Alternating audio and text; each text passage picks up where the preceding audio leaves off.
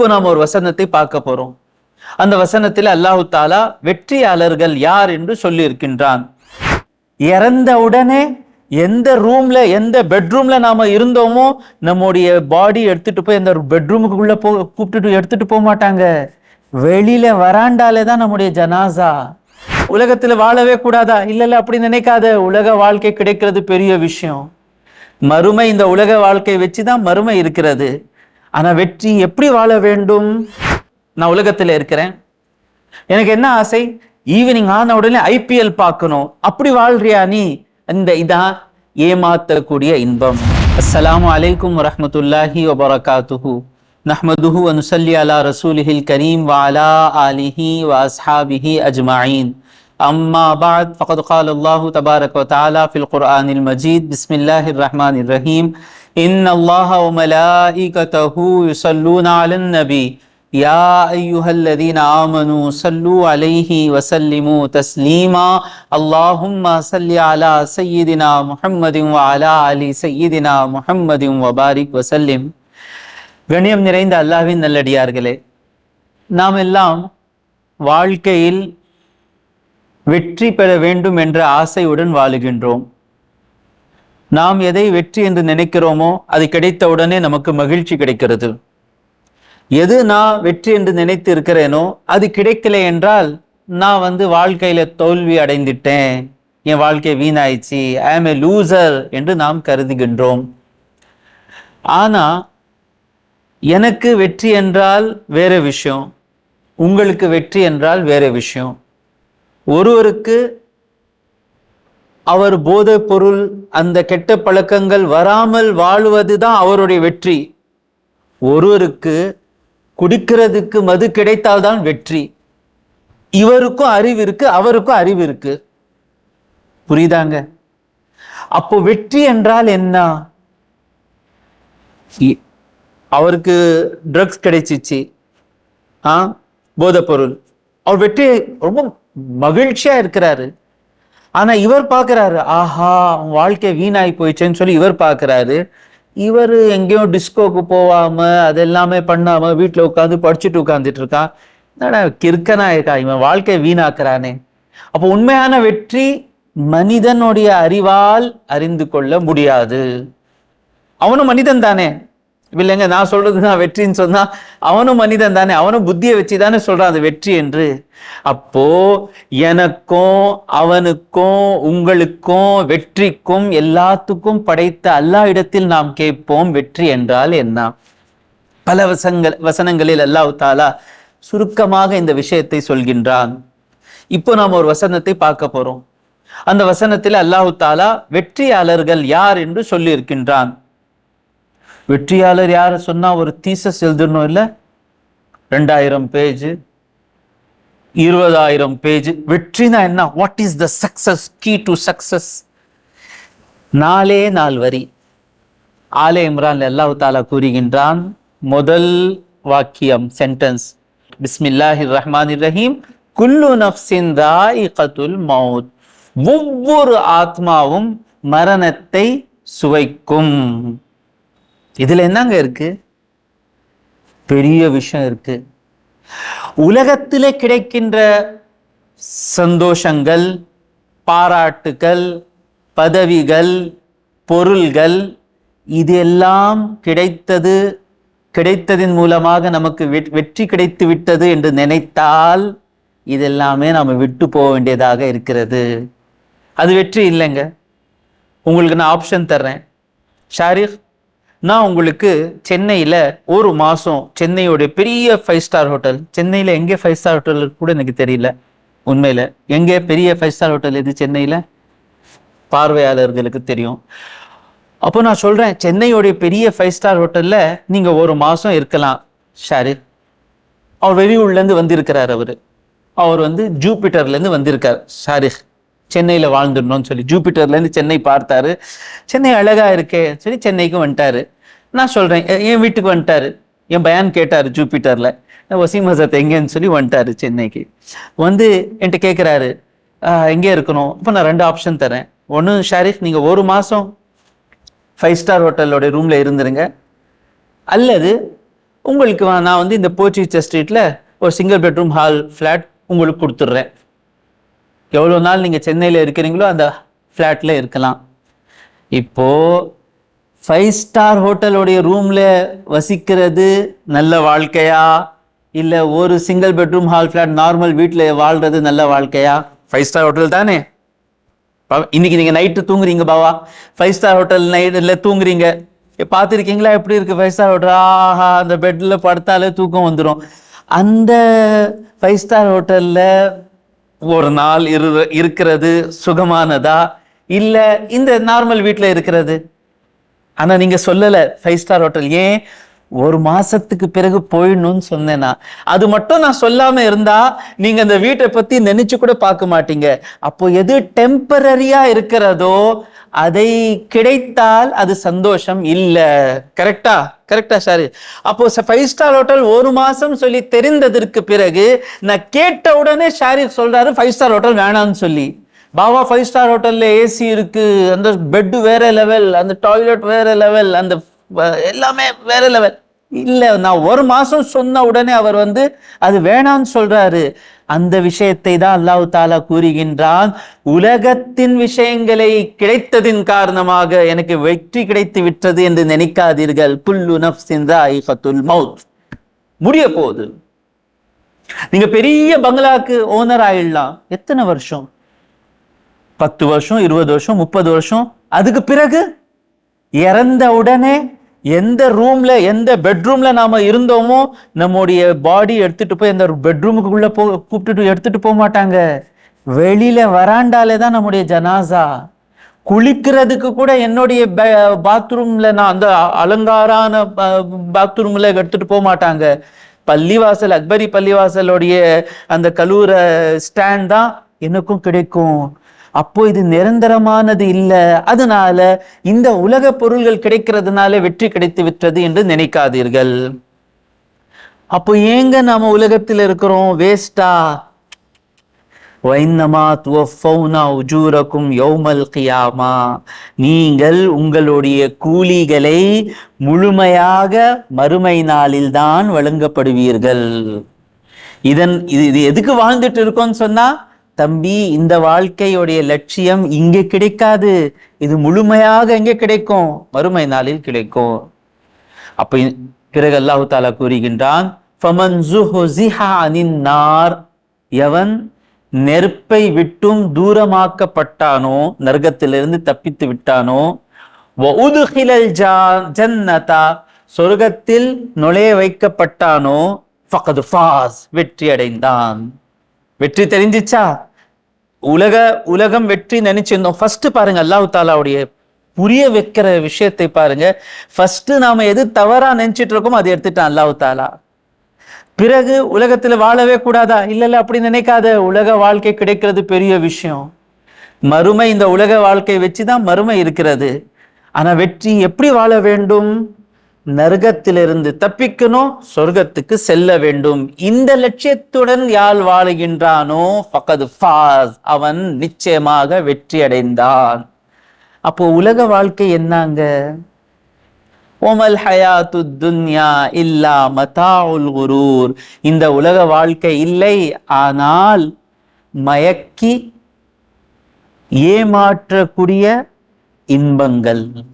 இது ஒரு இன்பங்கள். மதான் சொன்னா உபயோகிக்கப்படுகின்ற விஷயங்கள். சில பேர் இன்பங்கள் என்று தமிழ்ல எழுதியிருக்காங்க. இது ஏமாத்தக்கூடிய இன்பங்கள்.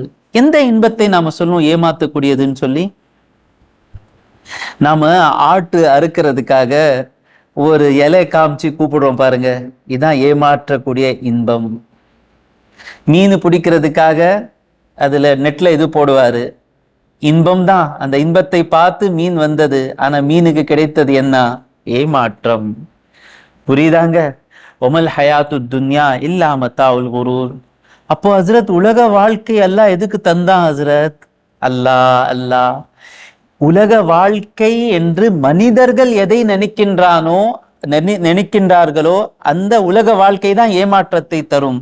இறைவன் எந்த உலகத்துக்காக நமக்கு படைத்தானோ அந்த வாழ்க்கை நாம வாழ்ந்தாதான் நமக்கு சொர்க்கமே கிடைக்கும். இந்த உலகத்துல தாங்க நமக்கு பெற்றோர்களுக்கு சேவை செய்கின்ற பாக்கியம் கிடைக்கிறது. இந்த உலகத்துல தாங்க நமக்கு அல்லாஹ்வுக்கு சஜ்தா செய்கின்ற பாக்கியம் கிடைக்கிறது. இந்த உலகத்துல தாங்க நமக்கு ஏழைங்களுக்கு உதவி செய்யறது, நோயாளிகளை போய் குணம் விசாரிக்கிற வாய்ப்பு எல்லாம் இந்த உலகத்துல தான் நமக்கு கிடைக்கிறது. அப்போ எந்த உலகம் மோசமானது?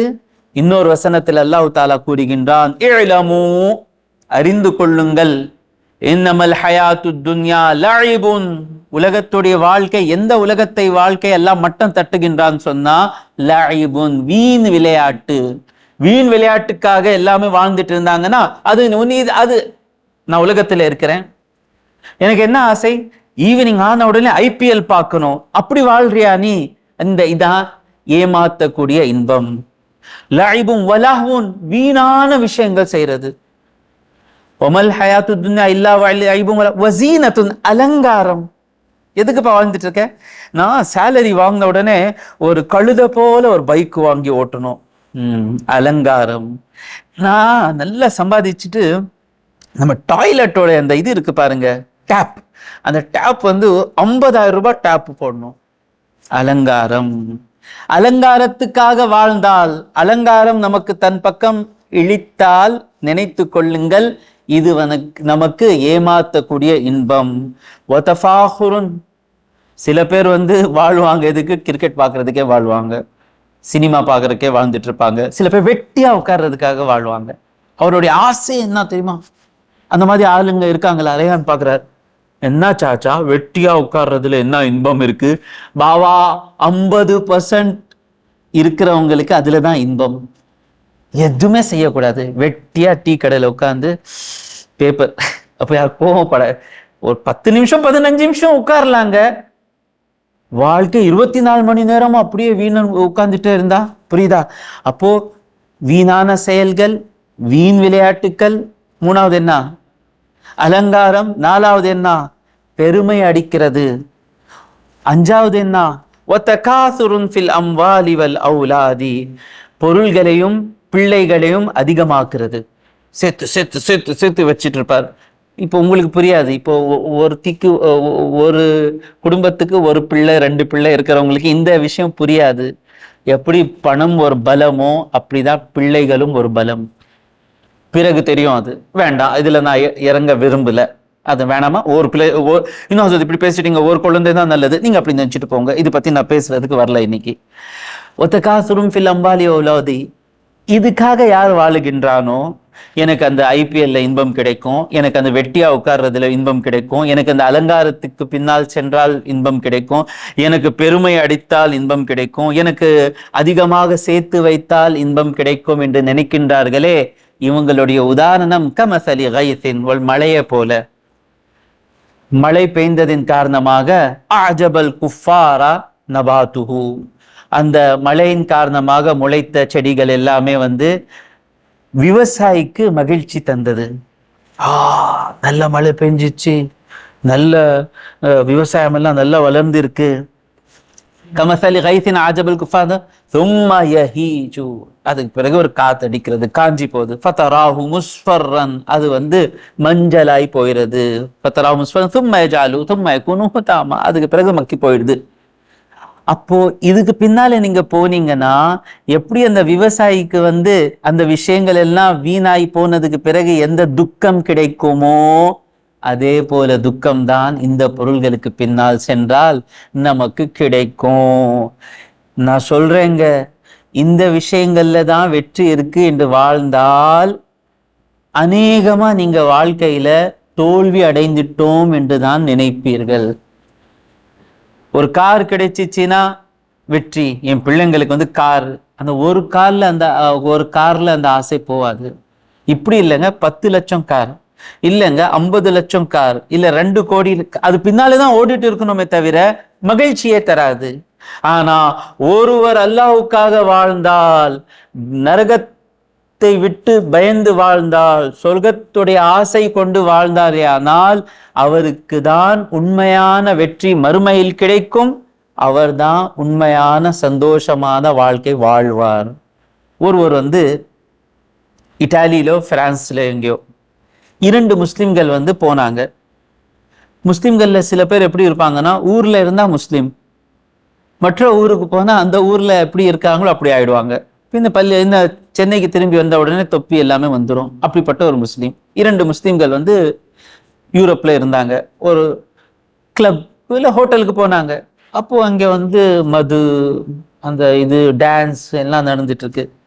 ஒருத்தர் வந்து ஊர் மாறின உடனே ஈமான் மாறுமே, அவன் போய் நான் போய் குடிக்கலான்னு கூப்பிட்டாரு. இவர் சொன்ன வேணாம்.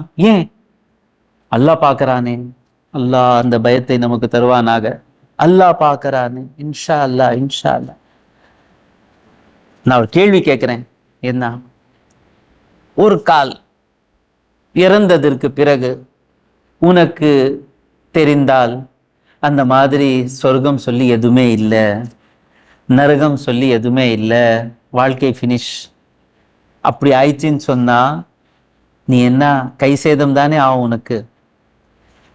உறுதியா தெரியுமா மறுமை இருக்குன்னு சொல்லி ஏதோ எழுதி இருக்காங்க குரான்ல. ஆனா அந்த குரான்ல இருக்கிற செய்தி உண்மையான செய்தி, அது வேற விஷயம், டாபிக். இவர் யோசித்தார். கேள்வி என்ன தெரியுதா? இறந்ததுக்கு பிறகு நரகமும் இல்லை சொர்க்கமும் இல்லைன்னு சொல்லி தெரிந்தா, ஆஹா நான் பாவங்கள் எல்லாமே செய்யாம வாழ்க்கையை வீணாக்கிட்டேனேன்னு சொல்லி கவலைப்படுவாங்க. இவர் யோசிச்சு சொன்னாரு, ஒரு கால் இறந்ததற்கு பிறகு எனக்கு தெரிய வந்தால் இந்த மாதிரி சொர்க்கமும் இல்லை நரகமும் இல்லை, அந்த சொர்க்கத்துக்காக அந்த நரகத்தை பயந்து நான் வந்து இந்த செயல்கள் எல்லாம் செய்யலை, இந்த செயல் எல்லாம் செய்தேன், அந்த வாழ்க்கையை நான் திரும்பி பார்த்தால் எனக்கு கை சேதம் வராது, மாறாக எனக்கு இன்பம் சந்தோஷம் தான் கிடைக்கும். நான் அந்த வாழ்க்கை நரகத்தை பயந்து சொர்க்கத்துக்காக வாழ்ந்த வாழ்க்கையின் காரணமாக என்னுடைய தாயை நான் ஹித்மத் செய்தேன், அவர்களுக்காக சம்பாதித்தேன், அவர்கள் என்னை பார்த்து மகிழ்ச்சி அடைந்தார்கள், என்னுடைய பிள்ளைகளுக்கு நான் நல்லா வளர்த்தேன், நான் குடிப்பழக்கத்தை விட்டும் தவிர்ந்து இருந்தேன், குடித்ததற்கு பிறகு செய்கின்ற அசிங்கங்களை விட்டு நான் தவிர்ந்து இருந்தேன், மற்ற ஹராமான செயல்கள் செய்ததின் காரணமாக அல்லாஹ்வின் மீது ஆணையாக சொல்றேன், எந்தெந்த விஷயத்தை அல்லாஹ்வும் அவனுடைய தூதர் ஹராம் என்று சொல்லியிருக்கிறார்களோ அது நாம எப்பெல்லாம் செய்தோமோ நமக்கு கை சேதமும் துக்கமும் நஷ்டம்தான் கிடைத்தது. எந்தெந்த நாட்கள் எந்தெந்த காலம் எல்லாம் நாம் அதையெல்லாம் விட்டு வாழ்ந்தோமோ அதுலதான் நமக்கு மகிழ்ச்சி கிடைத்தது. அப்போ அந்த வாழ்க்கை வாழ்ந்ததின் காரணமாக எனக்கு கிடைத்த சந்தோஷங்கள், நான் ஒரு ரெஸ்பான்சிபிள் பர்சனாக இருந்தேன். என்னை நம்பி இருந்தவங்களுக்கு எல்லாமே நான் என்னால் முடிந்த அளவுக்கு நல்லது செய்து வந்தேன். என்னுடைய ஒவ்வொரு நிமிடமும் வீணாய் போனதில்லை. நான் வாழ்க்கையிலே சாதித்தேன். எனக்காகன்னு சொல்லி நான் வாழல, நான் என்னை சுற்றி இருக்கின்றவர்களுக்காக வாழ்ந்தேன். என் காரணமாக என் மூலமாக பலருக்கு சந்தோஷங்கள் கிடைத்தது. ஆகையினால் கண்ணியம் நிறைந்த அல்லாஹ்வின் நல்லடியார்களே, இந்த உலக விஷயங்கள் கிடைத்தால் வெற்றி கிடைத்தது என்று ஒரு மோமின் நினைக்க மாட்டான். நீங்க வீடு கட்டிட்டீங்க, வெற்றி கிடைச்சிச்சா? இல்லைங்க. உலக பொருள்கள் தேவைக்காக தான். ஒரு தேவை கிடைச்சிச்சு, அவ்வளவுதான். ஆனா அதை விட்டு நம்ம போக வேண்டியதாக இருக்கிறது. அப்போ உலகத்திலே கிடைத்தாலும் மகிழ்ச்சி அடைவதற்கு எதுவும் இல்லை, உலகத்திலே கிடைக்காவிட்டாலும் துக்கமாக இருப்பதற்கு காரணம் இல்லை. நமக்கு வெற்றி கிடைத்ததா இல்ல தோல்வி அடைந்தோமா என்று எப்போ தெரியும்? மறுமைக்கு முன்னாலேயே தெரிஞ்சிடும். நம்முடைய ரூஹ் எடுப்பதற்காக மலக்குல் மௌத் வருவார் பாருங்க, அந்த நாள் தாங்க வெற்றியோடைய நாள் இன்ஷா அல்லாஹ். நம்முடைய ரூஹ் எடுப்பதற்கு முன்னால் மலக்குல் மௌத் வெள்ளை ஆடைகள் அணிந்த மலக்குமார்களுடன் நமக்கு முன்னால் வந்தால் அல்ஹம்துலில்லாஹ், இதானே ரசூலுல்லாஹ் சொல்லி இருந்தாங்க. மலக்குமார்கள் இறங்குறதுக்கு ஆரம்பிப்பாங்க. மலக்குமார்கள் அவங்களை பார்த்த உடனே என்ன ஆகும் தெரியுமா? வாழ்ந்தா இவங்க கூட தான் வாழணும்னு தோணும். வந்துட்டாங்க, எதுக்கு வந்திருக்கீங்க? நம்ம கூட போலாமா? அல்ஹம்துலில்லாஹ், உலகத்தை விடுகின்ற துக்கம் நமக்கு இருக்காது. சந்தோஷமாக இன்ஷா அல்லாஹ் இன்ஷா அல்லாஹ் வெற்றி பாதை நோக்கி நாம் செல்வோம். எதை நாம் கேட்டோமோ அதை புரிந்து அமல் செய்வதற்கு வல்ல ரஹ்மான் தௌஃபீக் கொடுப்பானாக. வாஹிரு தாவானா அனில் ஹம்துலில்லாஹி ரப்பில் ஆலமீன்.